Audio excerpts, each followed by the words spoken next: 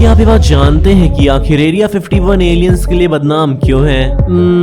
इस चीज को छोड़कर, या फिर क्या आपको ये बात पता है कि साल 2013 से पहले अमेरिका की गवर्नमेंट ये मानने को बिल्कुल भी तैयार ही नहीं थी कि एरिया 51 जैसी कोई भी जगह इस पूरी दुनिया में एग्जिस्ट भी करती है। कितनी अजीब बात है ना। और यहाँ तक कि एरिया 51 मैप पर भी मौजूद नहीं था। तो आखिर ऐसा क्या हुआ कि उन्हें ये बात मानने पर मजबूर होना पड़ा? तो आज की इस वीडियो को पूरा जरूर देखना, क्योंकि आज आप जानने वाले हैं एलियंस की वजह से मशहूर एक ऐसी रहस्यमयी जगह के बारे में जिसे कहते हैं एरिया 51। एरिया 51 ये नाम सुनते ही हमारे मन में एलियंस दिखाई देने लगते हैं, जो कि ऐसे ऐसे या फिर ना जाने कैसे दिखते होंगे। ऐसा भी हो सकता है। एरिया 51 का असली नाम Nevada test and training centre है, और ये जहां यूएसए के नेवाडा शहर में मौजूद है, जिसे कि अमेरिका की गवर्नमेंट ये कहकर छुपाती है कि ये सिर्फ एक मिलिट्री एयरबेस है, जहां पर हम अपने वेपन्स और प्लेन्स की टेस्टिंग करते हैं। और ये बहुत ही ज्यादा ओपन और पीसफुल जगह है। वैसे यकीन मानिए, ये जगह इतनी ओपन और पीसफुल है कि अगर यहाँ परिंदा भी उड़ता दिखाई दे तो उसे गोलियों से भून दिया जाता है, और अगर गलती से आप दिख गए तो समझो आपका द एंड।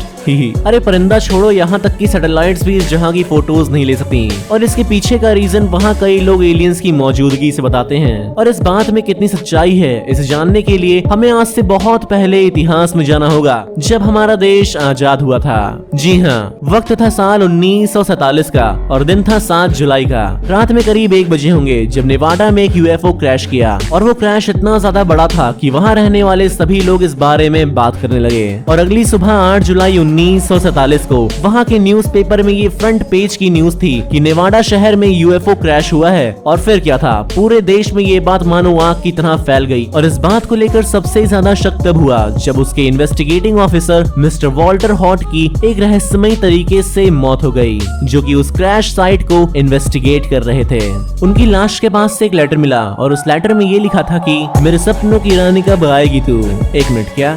सॉरी, ये तो मेरे दोस्त का लेटर है। तो उस लेटर में ये लिखा था कि उस दुर्घटना वाली जगह पर एक यूएफओ मिला है, जिसमें कि 2 एलियंस की मौत हो चुकी है, और एक बहुत ही ज्यादा खुफिया तरीके से उन दोनों ही एलियंस की लाश को एरिया 51 में भेज दिया गया है। और अब वहाँ के साइंटिस्ट उन एलियंस की डेड बॉडी पर ढेर सारे एक्सपेरिमेंट कर रहे हैं, जिसमें कि उन्हें डाइसेक्ट करना भी शामिल था। छी, मुझे ये सारी बातें किसी को भी बताने से मना किया गया है, और अगर मैंने ये बात किसी को भी बता दी तो मेरी जान को खतरा है। जब लोगों में इस लेटर की बात बहुत ही ज्यादा होने लगी तो अमेरिकन सरकार ने सबसे ये कह दिया कि वहाँ पर कोई यूएफओ नहीं, बल्कि सिर्फ एक हॉट एयर बलून ही क्रैश हुआ था, जो कि सुनने में काफी अजीब बात लगती है। और यहाँ तक कि वॉल्टर और उनके लेटर को एक अफवाह बता दिया और उनके नामो निशान तक को मिटाकर रख दिया। लेकिन लोग इस बात को मानने के लिए तैयार नहीं थे, क्योंकि उस जगह पर 1 साल से भी ज्यादा वक्त तक एक खुफिया जांच चल रही थी, जो कि किसी भी हॉट एयर बलून के क्रैश होने पर नहीं होती है। और इस हादसे के बाद उस एरिया को पूरे 20 किलोमीटर तक सील कर दिया गया, और वहाँ पर किसी को आने और जाने की परमिशन नहीं थी।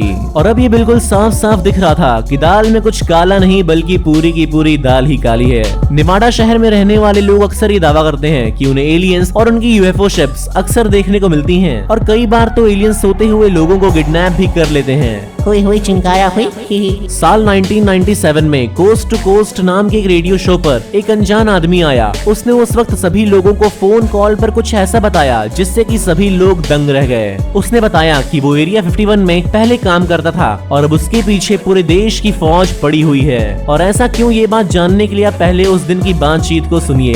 Hello, Art. Yes. Hi. I don't have a whole lot of time. Well, look, let's begin by finding out whether you're using this line properly or not. Area 51. Yeah, that's right. Were you an employee or are you now? A former employee. Former employee. I was let go on a medical discharge about a week ago, and I've kind of been running across the country.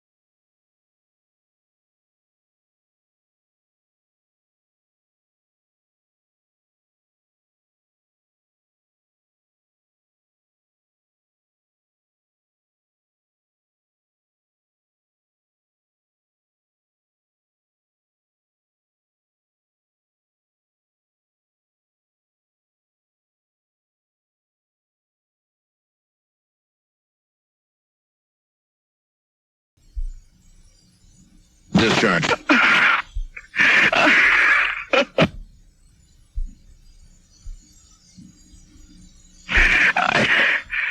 I started getting.